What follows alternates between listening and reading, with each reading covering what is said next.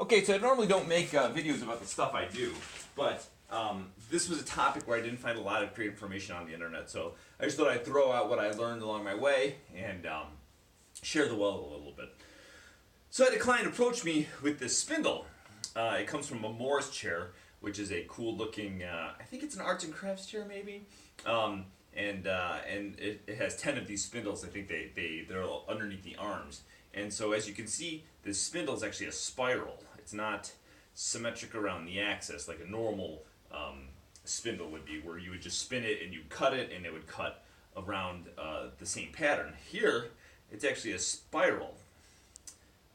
So I set forward trying to investigate how to cut this.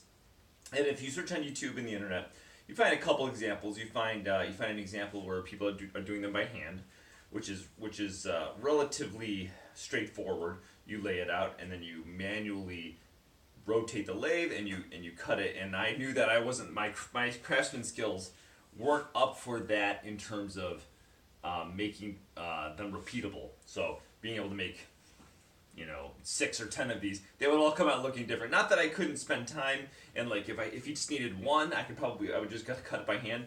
But the chair has 10. And I think I'm gonna make him a full set. So that was out. There's a jig you can buy.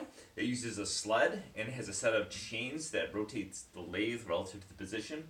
And I gotta be honest, the quality of the output looked a little chowdery. I think it's partially because the router can rotate relative to the stock. And the cut didn't look great. And then there's another guy that had probably the best one. But it was a little complicated and not enough of a machine for me, I guess is what to say, in terms of like it also required some manual intervention. So anyways, we got this spindle, and the idea behind it is relatively simple. You just have to control a cutter relative to the position. So if the cutter moves this way, your stock rotates whatever amount you need to create the thread you have. If it moves back, it's got to rotate backwards. And so the way I accomplished this was to use a lathe with a router that rides across the top of it, and we're going to look at it in a second here. You have to determine how many threads you have, how fast you need your router to move relative to how much it turns. In this case, it appears to be, at first glance, 1 thread per inch. But it's actually not, and that threw me the first time I built the machine. It's actually a thread for every 2 inches, and there's 2 of them that are intermingled. So if you can see, the spirals actually start on opposite sides, and so there's 2 of them, and they're interlaced, offset by 1 inch. So it's not 1 thread per inch, it's 1 thread per 2 inch, and there's 2 of them. So in doing it, basically I cut one, and then I reset the machine, rotate the stock 180 degrees, and then cut the second one. So anyways, without any further explaining, let's just look at the machine here. So I don't know if I can edit this out. It's been forever since I've used a YouTube editor or whatnot. So let's just get around here real quick. So here's the machine. It's just as I described. It's a router that travels across the top of a lathe. In a separate video, I'll do I'll cut one just so everybody can see what it is. But what we've got here is we've got a threaded rod, and we've got a transmission of gears, and we've got a crank, and the crank turns the threaded rod, and it drags the router across the bed, as well as you can see here, it's taped to the lathe. So it rotates the lathe, and it's controlled relative to the position of the router. So it's a relatively simple setup. Let's just go over a little bit of the math real quick. Threaded rod, 3/4 inch threaded rod, 10 threads per inch. So if I'm turning this crank, what I want is I want the stock to rotate. I want the stock to rotate 1 turn every time the router moves 2 inches. So that's we know that is 10.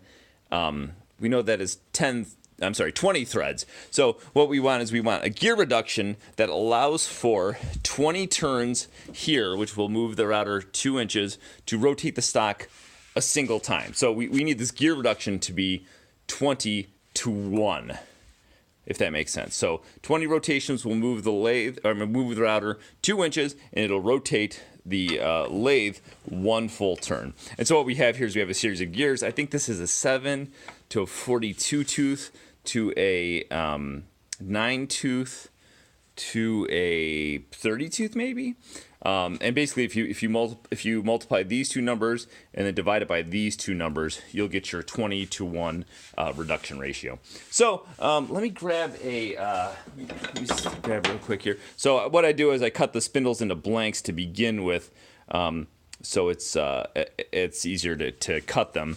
And what we've got here, let me just stick this in real quick. This is kind of a bad video.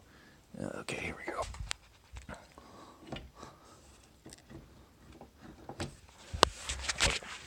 Okay, let's tighten that in.